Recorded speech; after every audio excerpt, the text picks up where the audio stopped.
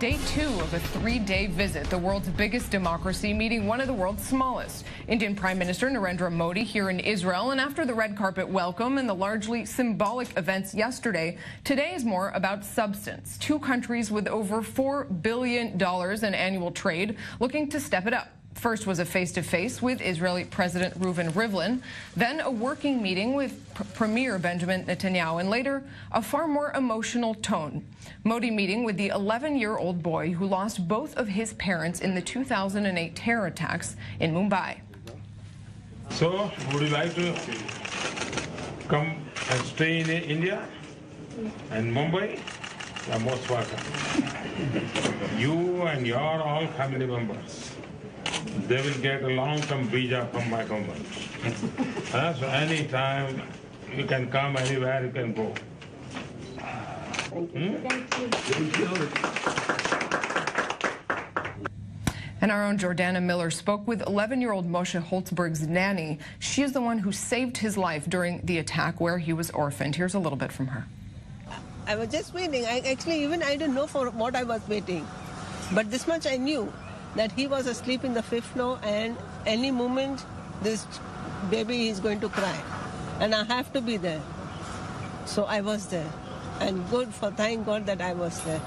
Because even, I think God also kept me there, you know, to save him. So yes, I remember that very well. How many hours? 11 hours I was there in the storeroom. From 10 o'clock, you can say, to 11 the next day. Yes, mostly 12 hours I was waiting for. And the events are still going on. Our senior international affairs correspondent, Owen Alterman, at an event that's bringing the Indian community together with the Israeli community. Tell us a little bit about what the goal there is. Well, Narit, the goal is exactly what you mentioned, and we've heard a speech from Israeli Prime Minister Benjamin Netanyahu, and Indian Prime Minister Narendra Modi has been speaking, both focusing on that people-to-people theme. Benjamin Netanyahu memorably talking about Israeli backpackers who famously go to India on what Prime Minister Netanyahu called the Hummus Trail, and saying that he'd like to see Indian backpackers come to Israel on what Netanyahu called the Curry Trail, talking about people-to-people ties between the two countries. Prime Minister Modi giving a lengthier speech in Hindi in which he talked about the contributions of Indian Jews to building Israel and also to building India, and then later on in his speech going on to the theme about how the relationship with Israel fits into Prime Minister Modi's own program for modernizing India, what he called reform, perform, and transform. As for this event, Narit, it's a magnificent event. Thousands of people from the Indian community in Israel, both Indian expatriates here to live or work temporarily, and Indian Jews who immigrated to Israel sometimes decades ago, but keeping a strong connection with India, have packed the hall behind me. Just a few hours ago, the area around me was packed with thousands of people in Indian dress, with Indian flags, with gear from the BJP ruling party. They are thrilled that Prime Minister Modi is here. He is the star of the show, thrilled to come out and to celebrate the connection as they see it between Israel and India. Owen Alterman at that event in Tel Aviv. Thanks very much for that. And obviously beyond all of those sort of cultural celebrations is money, as is sort of always the case when leaders meet, and especially the case here. Dan Katarivas is Director of Foreign Trade for the Manufacturers Association of Israel. Dan, thanks for being here. Thanks for being here, too. Let's start with one side of this trade. Over $4 billion exchanged between them just in 2016. How important is India to Israel? Well, first of all, the $4 billion, we must say that only half of it is really trade in goods and services, because half of it is diamonds, okay, that we import and we export, and usually we exclude that, and it doesn't have a big added value. But so actually we have $1.1 billion of export to India and 800 million of import. It is really nothing for a country of 1.3 billion inhabitants. So actually there is much more that can be done, and we have to diversify, we have to find new areas. Obviously there is defense, which is important, okay, but here again we have to find new areas, for instance in agriculture, medical devices, in environmental protection, and all other areas where Israel excel, where actually it's a priority today of India to deal with those issues. For instance, digital India is something which Modi has announced, or if you are talking about make in India, is actually try to build more industry in India. So Israel and the Israel industry has to find what are the complementarities between Israel and India, and we are in the process, okay? It's not yet there. The potential is much huge than what is actually existing on the ground, and this visit definitely, I think, will be a kind of a turning point, because until now, I would say that the relation with Israel, between Israel and India, were a bit kept